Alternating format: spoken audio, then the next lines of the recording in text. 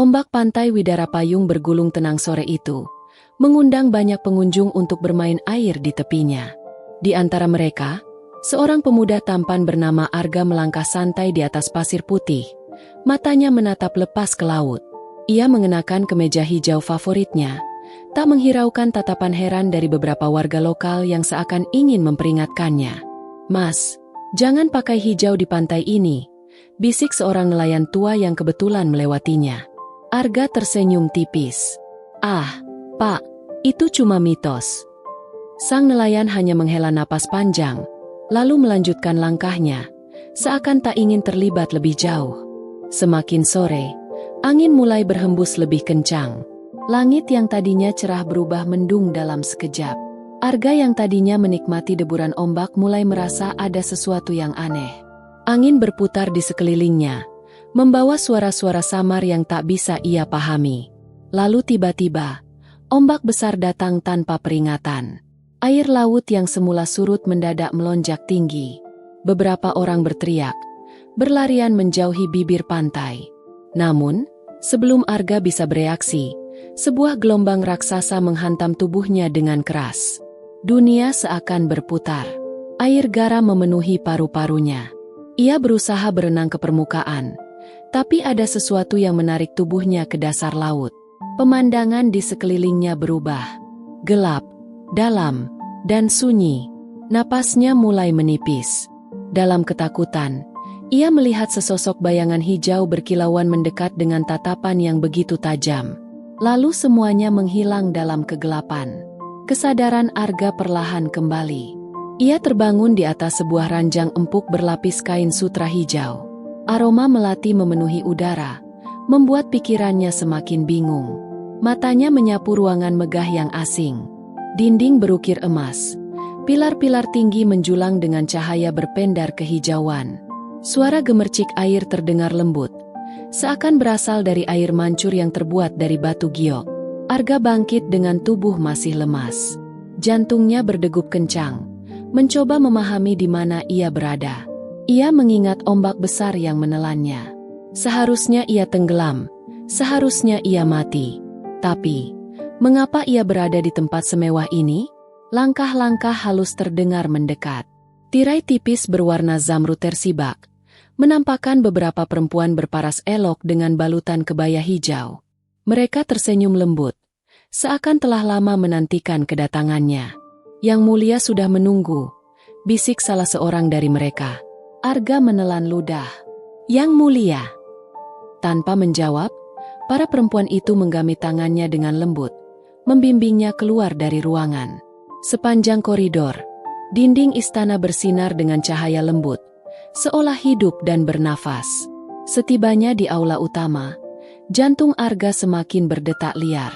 Di atas singgasana berhias permata hijau, seorang wanita cantik duduk anggun. Wajahnya bagaikan bulan purnama, dengan mata tajam penuh misteri. Rambut panjangnya terurai hingga menyentuh lantai. Gaun sutra hijau membalut tubuhnya, berkilauan seperti air laut di bawah sinar rembulan. Arga tak butuh penjelasan. Ia tahu siapa yang sedang duduk di hadapannya. Nyi Roro Kidul. Tatapan sang ratu laut menghunjam dalam. Senyumnya samar, tapi penuh makna. "Selamat datang di istanaku, Arga." Suaranya terdengar merdu, namun mengandung kekuatan yang tak terbantahkan. "Mulai sekarang, kau adalah milikku." Dada Arga terasa sesak. Ia mencoba berbicara, tapi lidahnya keluh. Jauh di dalam hatinya, ia menyadari satu hal yang mengerikan. Ia telah terjebak. Arga menelan ludah. Udara di aula megah itu terasa begitu berat, seakan menekan dadanya. Nyi Roro Kidul masih duduk anggun di singgasananya, menatapnya dengan mata yang dalam dan misterius. "Aku tidak mengerti. Mengapa aku ada di sini?" Suara Arga bergetar, tapi ia memaksa dirinya tetap tegar. Sang Ratu Laut tersenyum tipis. "Karena kau telah kupilih, Arga." Jantungnya berdetak semakin kencang. "Kupilih untuk apa?" Nyi Roro Kidul bangkit dari singgasananya. Gaun hijau berkilauan mengikuti gerakannya, menciptakan ilusi seakan ombak sedang beriak di sekelilingnya. Ia berjalan perlahan, mendekati Arga yang masih berdiri kaku.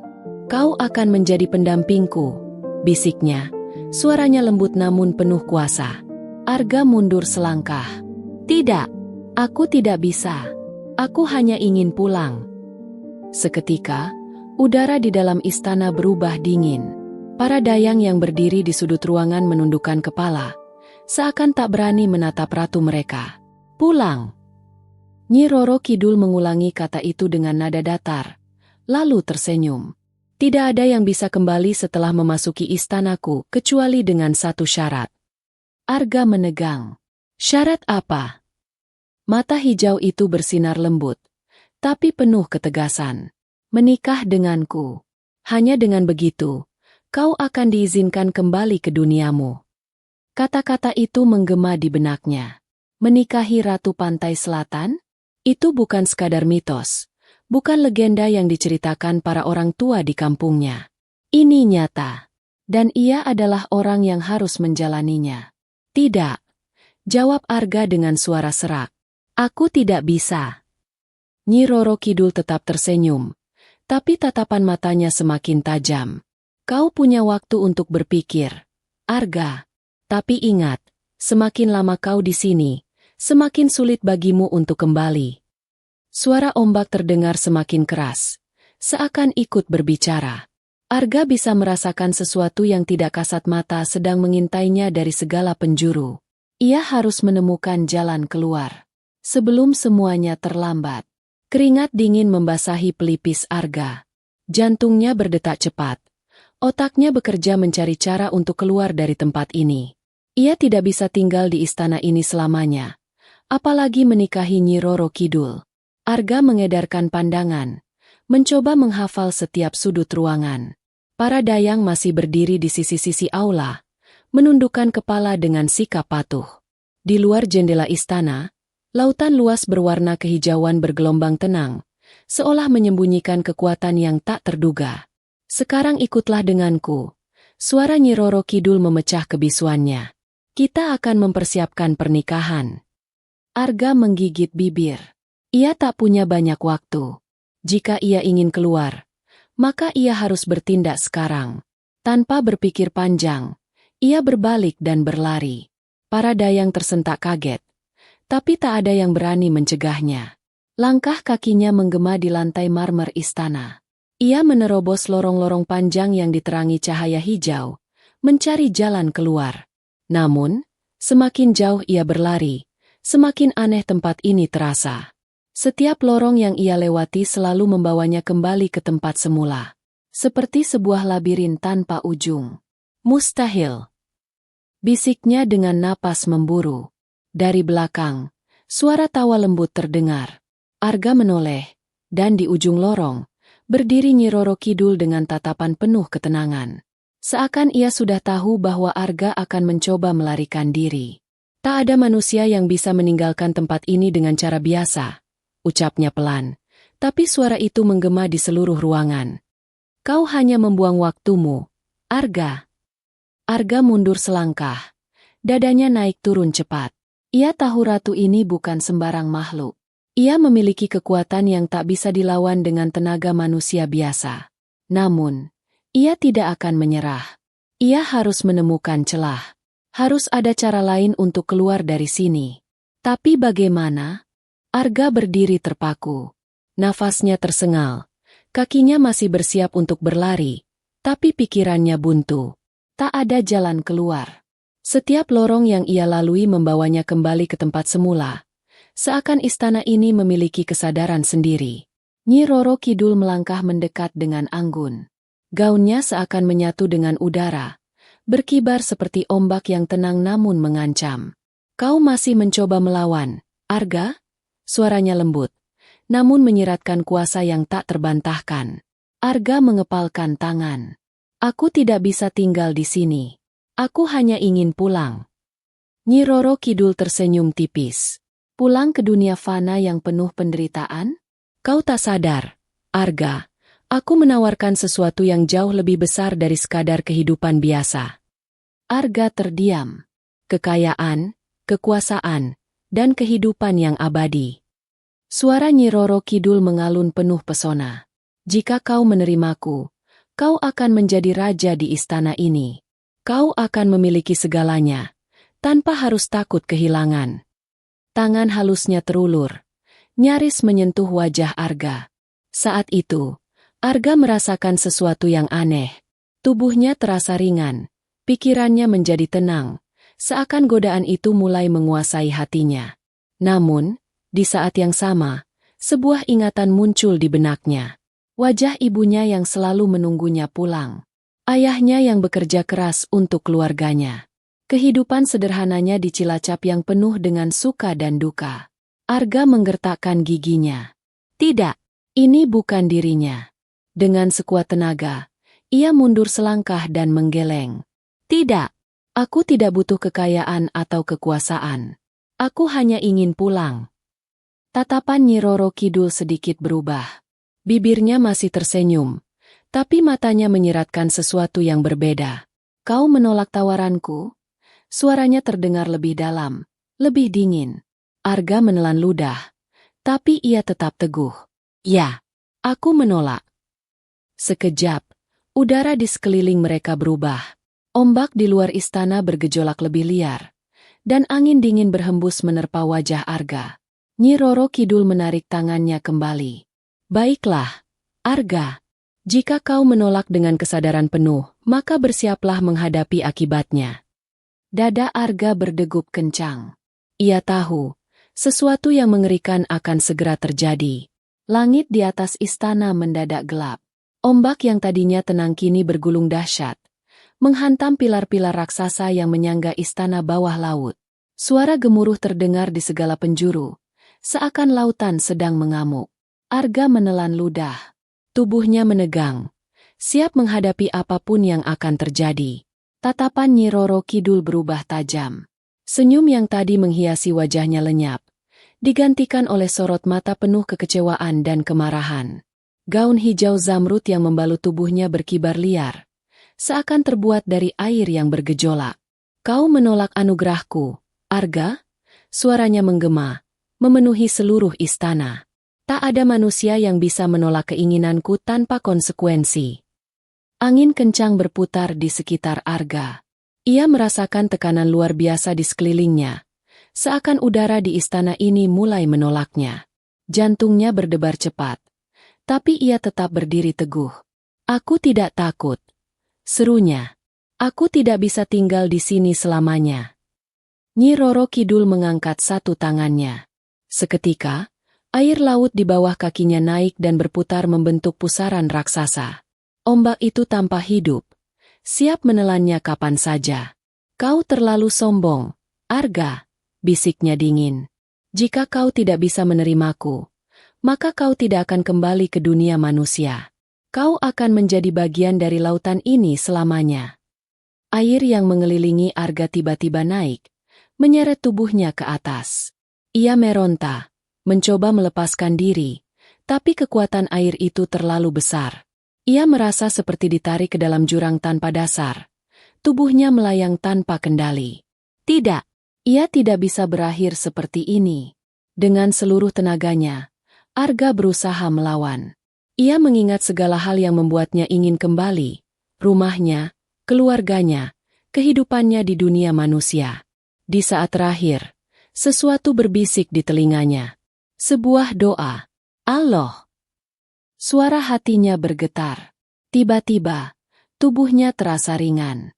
Cahaya putih berkilauan dari kejauhan, menembus kegelapan yang menyelimutinya.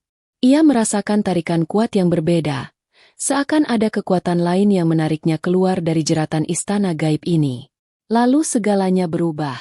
Arga tak lagi merasakan air yang membungkus tubuhnya. Ia terjatuh, terhempas ke sesuatu yang keras dan kasar. Ia tersadar, terbaring di tepi pantai dengan nafas terengah-engah. Suara deburan ombak terdengar, namun kini tak lagi mengancam. Langit telah kembali cerah, seakan badai tadi hanya ilusi belaka. Ia berhasil. Ia telah kembali. Arga terduduk lemah di atas pasir pantai yang dingin. Nafasnya terengah. Matanya masih terbuka lebar menatap langit biru yang kini terasa asing.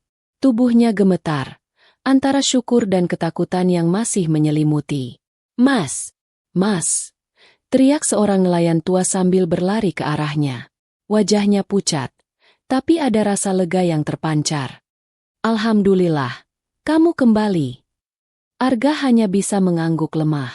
Tubuhnya masih basah, tapi dingin laut yang mencekam tadi sudah mulai memudar. Dengan hati-hati, nelayan itu membantunya berdiri, mengusap pasir yang menempel di kulitnya. "Apa yang terjadi, Mas? Semua orang mencarimu sejak ombak besar itu datang," tanya nelayan itu dengan suara bergetar. Arga menggigit bibirnya, mencoba merangkai kata untuk menjelaskan apa yang baru saja ia alami. Namun, tak ada yang keluar selain isak tertahan. Aku bertemu dengannya," gumamnya pelan. Nelayan itu terdiam, wajahnya berubah tegang. Ia tahu siapa yang dimaksud Arga, tapi tak ingin mengorek lebih dalam. Hanya desah napas panjang yang terdengar, seakan beban berat baru saja terangkat. Dengan langkah gemetar, Arga mengikuti nelayan itu menuju perahu kecil di tepi pantai. Setiap langkah terasa berat, seakan lautan masih mencoba menariknya kembali. Di sepanjang perjalanan pulang, pikirannya dipenuhi bayangan sosok anggun bergaun hijau. Senyumnya yang penuh misteri, mata tajam yang menghunjam, dan bisikan lembut yang masih terngiang di telinganya. "Kau belum benar-benar bebas, Arga." Arga menggeleng kuat, mencoba mengusir bayangan itu dari benaknya. Tapi hatinya tahu, pertemuan dengan Nyi Roro Kidul telah meninggalkan luka yang dalam, yang takkan sembuh begitu saja. Setibanya di rumah, keluarganya langsung memeluknya erat. Air mata bahagia bercampur rasa syukur. Tapi di balik senyuman mereka, Arga merasakan beban berat yang tak bisa ia ceritakan. Malam itu, di bawah langit yang gelap, Arga memejamkan mata. Namun, bayangan itu tetap ada. Suara lembut berbisik di telinganya. "Aku masih menunggumu." Dan di kejauhan, lautan pantai selatan bergelombang tenang, seakan menyimpan sebuah janji yang belum usai. Cerita ini belum berakhir. Malam setelah pertemuan itu, Arga tidak pernah benar-benar merasa tenang. Meskipun ia kini berada di rumahnya, di tengah keluarganya, dalam kehidupannya yang dulu, ada sesuatu yang tak bisa ia lupakan, sesuatu yang terus mengusiknya. Bayangan itu, suara itu, tak pernah berhenti mengikutinya. Malam hari, ketika ia mencoba tidur, mimpi buruk kembali menghantuinya. Lautan yang menggelora, suara ombak yang menakutkan, dan wajah Nyi Roro Kidul yang penuh pesona, tapi juga penuh ancaman. Ia terbangun dengan keringat dingin, nafas terengah-engah, dan jantung yang berdebar kencang. Hari demi hari berlalu, tetapi rasa cemas itu tetap menghantui Arga. Ia sering mendengar bisikan lembut di angin malam, seolah Nyi Roro Kidul memanggilnya. Ia merasa dirinya semakin terisolasi, semakin jauh dari dunia yang dulu ia kenal. Suatu sore, ketika Arga tengah berada di pinggir pantai, melihat laut yang tenang, ia merasakan sebuah perasaan yang tak bisa ia jelaskan. Lautan itu seakan memanggil-manggilnya. Suara itu kembali, kali ini lebih keras, lebih mendalam. Ia menoleh, dan di kejauhan, di tengah lautan yang luas, ia melihat sebuah sosok bergaun hijau, berdiri anggun di atas air, menatapnya dengan senyuman yang tak bisa ia lupakan. "Arga!" Suara itu mengalun lembut, namun penuh kuasa. "Kau takkan bisa lari selamanya." Arga merasa tubuhnya seperti ditarik ke arah sosok itu. Perasaan takut dan hasrat untuk kembali berlari bercampur aduk dalam dirinya. Namun, ia tahu, ia tak bisa menghindar lagi. Takdirnya telah ditentukan. Ia tak hanya berurusan dengan seorang ratu laut, tetapi dengan sebuah kekuatan yang lebih besar dari apapun yang ia ketahui. Nyi Roro Kidul melangkah maju, memanggilnya dengan tangan terulur. "Ayo, Arga, kembali bersamaku. Tak ada tempat untuk melarikan diri." Arga menghembuskan nafas panjang. Ia merasa seolah-olah lautan itu adalah rumahnya yang sejati. Semua rasa takutnya perlahan memudar, dan ada kedamaian yang aneh mengalir dalam dirinya. Dengan langkah pelan, ia mendekati sosok itu. Di saat yang sama, ombak besar meluncur ke arah pantai, dan Arga melangkah ke dalamnya, menuju ke lautan yang kini ia anggap sebagai panggilan hidupnya. Begitu ia memasuki air, tubuhnya terasa ringan, bebas, dan ia merasakan kedamaian yang belum pernah ia rasakan sebelumnya. Lautan itu akhirnya menutup di atas kepalanya, dan Arga hilang dalam kedalamannya. Nyi Roro Kidul berdiri di tepi laut, menatap jauh ke arah horizon, sambil tersenyum. Akhirnya, gumamnya pelan, semuanya telah selesai.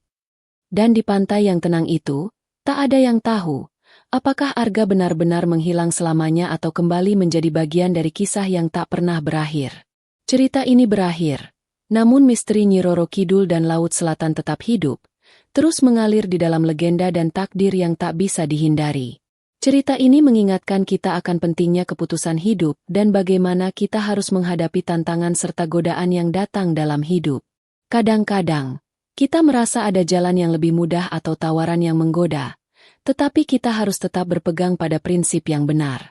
Allah berfirman dalam Al-Quran, "Dan sesungguhnya kami telah menciptakan jin dan manusia hanya untuk menyembah kepadaku." Surah Ad-Dhariyat 51-56. Ini menunjukkan bahwa setiap pilihan yang kita buat harus tetap mengarah pada tujuan utama kita, yaitu untuk menyembah dan mendekatkan diri kepada Allah. Tidak ada godaan atau kekuasaan duniawi yang sebanding dengan kedamaian yang datang dari mengikuti jalannya. Cerita ini adalah fiktif dan dibuat dengan alur yang seolah nyata untuk diambil hikmahnya. Kami berharap Anda mendapatkan pelajaran berharga dari cerita ini. Terima kasih telah mengikuti cerita ini. Jangan lupa untuk memberikan komentar, like, dan subscribe jika Anda menikmati cerita ini.